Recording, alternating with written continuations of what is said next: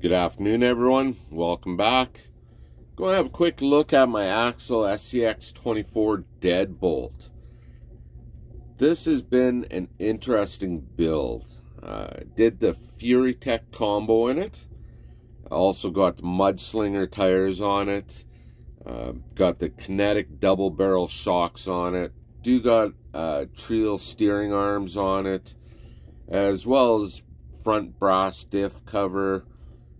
The knuckles on it, the brass knuckles on the front. The rear has no brass on it.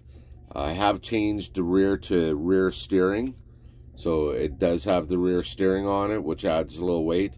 I didn't have no brass hanging around, so I grabbed a fishing weight and glued it to the back just to add a little extra weight.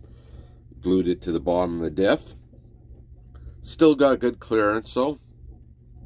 So we'll have a quick little look at it. Then if you guys want to skip all the talking and the mumbo jumbo, you can skip to the end of the video. I'm going to throw a few videos of it going around the track, a few pictures. So if you want to skip all the mumbo jumbo, definitely feel free. So don't forget to subscribe, like, smash the bell. So let's get into it. I'll give you a quick little show of it. So as you can see on the bottom, I've glued the ESC right to the frame on this side. You can see up in there the motor. It's a good, strong little motor. Goes super slow. You can do a nice slow crawl with it. And these tires, the Mudslinger tires, these things have some serious grippage. So they're good for getting you unstuck for sure. Just a cheap little bumper I got off Amazon. Does have the little toe rings on it, and they do move.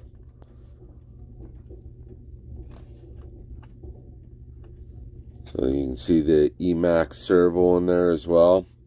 Steering linkage I got from Axial. And here are the kinetic double barrel shocks. Lots of flex to them. Show you with the back here.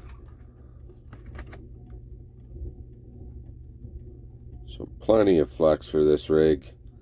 They do kind of hurt when you're climbing. I haven't strapped them yet, so when you start climbing, it does sort of lift off, like you'll see here. It stays up like that just because of the worm gears in the front and the back, but that's pretty much what it does when you start climbing too steep. It'll lift right up and then it becomes top heavy.